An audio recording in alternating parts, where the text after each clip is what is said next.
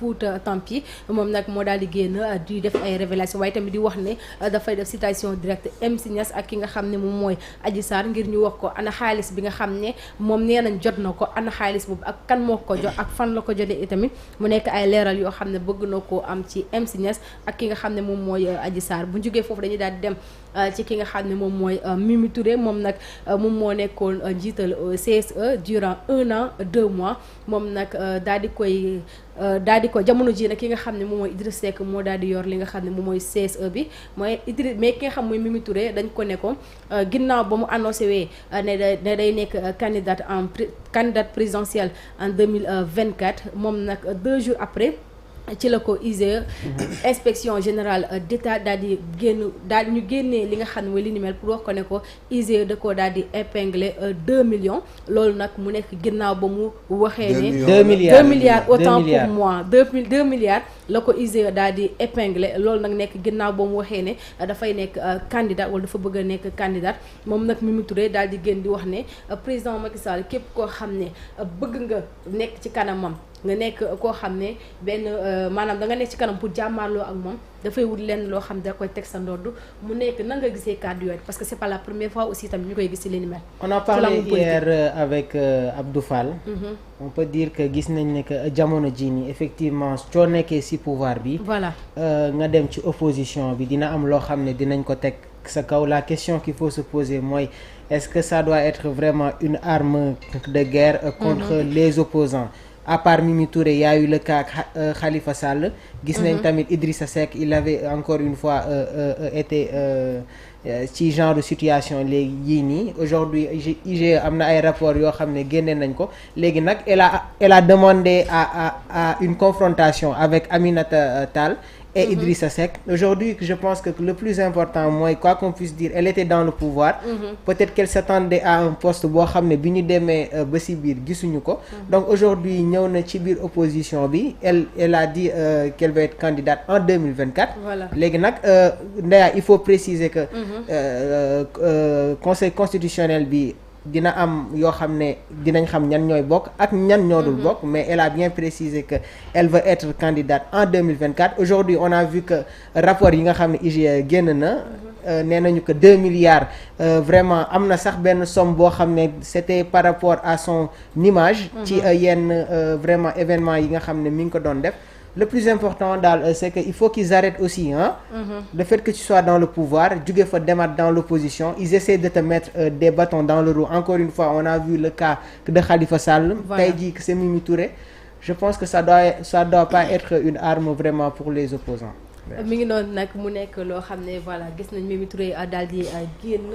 nan nga gisee li ni mel 2 jours après nga déclarer sa candidature ñu daal lay génnee ne la IGE daal dina lay inspection générale d'État daal dina lay épingler 2 milliards de francs CFA ci ba nga nekkee ci boppu CSE. noo jàngatee li ni mel xam nga nguuru président Macky Sall wala waa Benno Bokk Yaakaar. ñi nga xam ne ñoom ñoo ŋànk nguur gi dañuy il faut ñu delluwaat ci ginnaaw. Moustapha Cissé Lo. xam nga jamono ji kenn déggudu ko mais ci ginnaaw dafa xawoon tawat nag moom doon na génn di def ay révélation yoo xam ne wala doon bëgg a def ay révélation que ñoom ci seen biir ministres yi ak DG yi ñoom am na lu mu leen xamal ci wàllum njuuj njaaj ak njublan goo xam ne bu ko waxee adduna bi tukki bu samay wax moom moo ko wax moom Moustapha Cissé Lo ba ci doon tim lim yu bare damay fàttali rek pour ñu ñëw ci li nga xam ni moom moo nekk di xew nii ci kawam Mimi Touré parce que Mimi Touré man yàgg naa ko wax fii pendant 10 ans dafa nekk ci gouvernement wu président Macky Sall ñu doon gouverner pendant 10 ans fukki at mu ànd ko ak président Macky Sall ba pare doon défendre aussi tamit les intérêts du président Macky Sall loolu il faut que Sénégalais di rappeler wu loolu d'accord léegi elle est opposante mi ngi contre ki nga xam ni moom mooy nguur gi léegi seene ci opposition bi mën naa ko wax parce que léegi gis nañ ay position ba pare ni mu leen di attaquer surtout que ci wàllum troisième candidature li mu koy rappeler bari na lool ki nga xam ne moo di président Macky Sall parce que ñoom ñoo waroon wax sénégalais yi que ni président Macky Sall bii mooy son second et dernier mandat bu ci pare na ci d'accord mais Mimi Touré nañu xool aussi mi ci ginnaaw parce que la yàggul dara récemment bi ci mujj mooy Farba Ngom nee na ko Mimi Touré man li ma gën a métti mooy yow da nga bëgg a nekk ci kanamu Sénégal di présenter comme que yow tu es clean quoi maanaam ku set nga koo xam ne su loxo taxul alors que man xama xaalis bi ma daan xama jaarale fan ak fan man xam naa ko xam nga loolu aussi tamit dafa nekk loo xamante ni si nii vraiment gis nga rapport Cour des comptes yi Tahirou Sarr wax na ko fii mu ni lan moo tax 2020 2019 2021 xam nga daaw ñu doon dégg rapport Cour des comptes te pourtant loolu lépp président Macky Sall mi ngi woon ci nguur gi mais daaw ñu doon dégg rapport Cour des comptes mais dañu bàyyi ba 2022 jëm 2023 élection présidentielle 2024 ñu génnee rapport Cour des comptes te xam nga ci ñen lañu ko génnee ñi ci tudd ñëpp ay ténor lañ ci biir Benno Bokk Yaakaar maanaam ñi ci tudd kenn du ci cuune ay kàngam ay Ablaye Diouf Sarr ay xam Mansour Faye moom moo nekk meeru Ndar maanaam ñi ci tudd ñooñu tey jii nii Diop la maire nga gis poids électoral bi mu am Louga tey jii maanaam Moustapha Diop jamono ji dafa nekk benn stratégie pour président Macky Sall pour man bu mu téyee gars yi parce que fi mu ne nii gars yi di tasaaroo di feqatoo di dem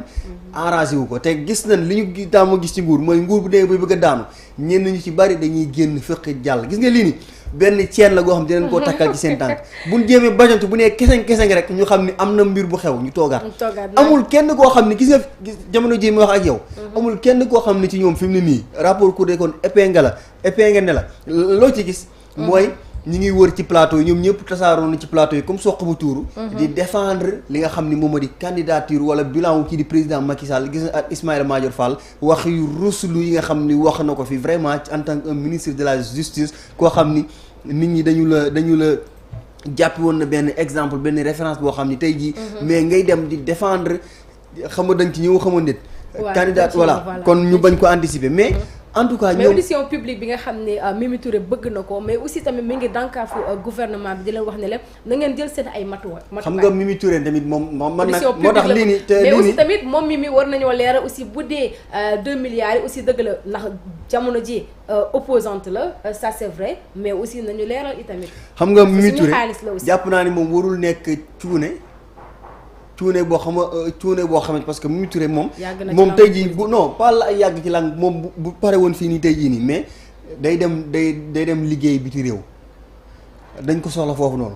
parce que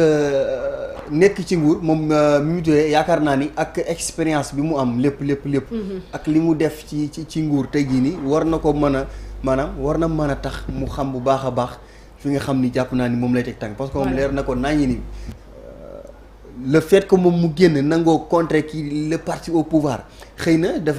ko teg ci ay base yu wóor ay principes yu wóor parce que tey jii moom leer na ko naññi ni président de la République Macky Sall bis boo génnee jëm ko contre wala dara lépp lu mu xamoon ci say mbir dana ko sulli loolu moom ñun ñëpp xam nañ ko bu baax a baax léegi nag le fait que moom mu am fit bu toll ni am audace moom mu juree génn nii day opposé wu day contrer le parti au pouvoir ak risques yi ko ci mën a fekk yëpp parce que njëkk na fi génn nii dañ ko doon jéem a assassiner des tentatives d'assassinat contre sa personne yoo xam ni sénégalais yi baree bari ñi ngi doon am benn yërmande bi ci moom parce que lii Sénégal li bañ mooy injustice kii àndoon ak yow àndul ak yow nga bëgg ko éliminer parce que assassinat le terme assassiné quand même dafa xaw a kii mu génnee wax loolu noonu Sénégalais yi xawoon a tiit contre sa personne ñu bari ci xëy na ci loolu lañ ko doon xawoon a yërëmee ba tey jii nii ñu di ko accepter parce que boo gisee Mimi Touré ni mu commencé di gagner ci terrain bi mais c'est extraordinaire parce que gis ngeen la fois passée bi ñu yuuxu Pape Djibril Fall moom mi ngi foon mais kenn yuuxu ko moom Mimi Touré dañu ko bàyyi mu saafonte toog tranquillement Pape Djibril Fall la gars yi yuuxu mais moom kenn yuuxu ko loolu dafa nekk loo xamante ne si ni président Macky Sall xam na ni bu bàyyee ngóor si xëy na mën na dem ba mujj Sénégalais yi mën nañ ko commencé di jox bopp léegi nag il faut que mu def dara du ma ni xëy na moom moo nekk ci ginnaaw mais rapport Cour des comptes bi tey jii doon na génn mais le fait que mu génn tey jii dikk dal ci kaw Mimi Touré parce que nag maanaam du neex a weddi du neex a dëggal parce que lan Mimi Touré ñu ngi woon ci biir état du Sénégal fukki at ba noppi instant bii nii day kujjee ak ñi nga xam ne ñoom ñoo di nguurug Sénégal tey wax naa la ko sànq ni président Macky Sall fi mu ne nii xoolal gone gi gën a ndaw ci biir APR bëgg ko perte le fait que ñu bëgg a jaay seen carte yooyu noonu daan ci ñëw mais gone gi gën a ndaw ci APR fi mu ne bëgg ko perte bu gisee nag fi mu ne nii gars yi di commencé di fiqatu di kii parce que moo ni woon cooncaam li buñ ko fàtte moom mooy teg coonte ci yenn yi kon tey jii luñ ko waxal tey jii moom na ko nangu moom président de la République parce que moom moo ko waxal boppam kon lii nii day nduru ni politique timit daf ci laxasu léegi nag ce serait très difficile nga weddi busam ba pare bëgg a dëggal yi nga xam ni moom mooy yu rapport Cour des comptes yi moom IGE moom moo ko épinglé mais ce serait très difficile tey ji nga weddi busam bëgg a dëggal ñoom ñëpp daal nañ leen boole dugal ci kàmb gi ak bu Mambay ñaaw aussi mooy IGF ci kanamu yoon ñu leeral mbir yi parce que sénégalais yi sonn nañ quand même mais moom dafa bëgg li nga gi xam mooy audition publique maanaam ñëpp taxaw mais aussi tamit ngi défier ki nga xam ne moom la wuutu maanaam ki nga xam ne moo ko nekkoon njiitu CES avant Mimi Touré mais aussi tamit ngi défier ki nga xam ne moom mooy Idrissa Seck ci mu nga xam ne moo yor jamono ci IGE mais dafa mel ni que Mimi am na fu mu teg loo xam ne teg na ko fu leer ba moo waral mu bëgg li nga xam ne moom mooy voilà. waaw effectivement Ndeya peut-être qu'elle est confiante si propos yi nga xam ne noonu wax na ko aujourd'hui elle peut pas vraiment dire yenn procès yi comme ça ni dem si sans benn argument donc aujourd'hui si c'est elle qui a sollicité à ce que ñu defee ko noonu audition publique boobu noonu cela veut dire que am na foo xam ne teg na ko lu leer léegi nag comme ni ko Kébé waxee aujourd'hui mënuñu xam part de la vérité parce qu'elle a été 10 ans ci biir pouvoir bi aujourd'hui elle est dans l'opposition Farba Ngom am na ay wax yoo xam ne wax na ko donc nekk na ay situation yoo xam ne aujourd'hui la question qu'il faut se poser moom mooy ñëwaat rek part de vérité bi fan lay nekk léegi nag là je pense que c'est à la justice vraiment de faire son travail ci côté boobu noonu. mi ngi noonu nag loolu nag dañ ko gën a toppaat ngir xam ana fan la wànne di mujjee ak gëttam ci diggante ki nga xam ne moom mooy Mimi Touré IGE bi nga xam ne daal dina koy épinglé 2 milliards ak njiitu réew mi président de la République ba xam problème mu politique la am déet loolu tamit nañ ci gën a indi li nga xam ne mooy ay leeral waaye buñ jógee ci li ni mel dañuy daal dem ci leneen waxtaane ci wàllu troisième candidature président de la République ki nga xam ne mooy Ismaïla Madior Fall moom nag yëkkati na ci ay kàddu ginnaaw ba mu nekkee foofu noonu ca Tëngéej ca Rufisque Est moom nag ki nga xam ne Ismaïla Madior Fall mi ngi wax ne ce n'est pas une question de justice mais le mandat de notre candidat qui n'est personne d'autre que le chef d'État président Macky Sall est maintenant sur le terrain de la politique. Si notre parti réussit à vendre 2 millions de cartes, cela voudra dire simplement que ce sont 2 millions de Sénégalais qui ont validé la candidature du président de la République Macky Sall. Ci gàttal moom Ismaïla Madior Fall mi ngi wax ne bu dee 2 millions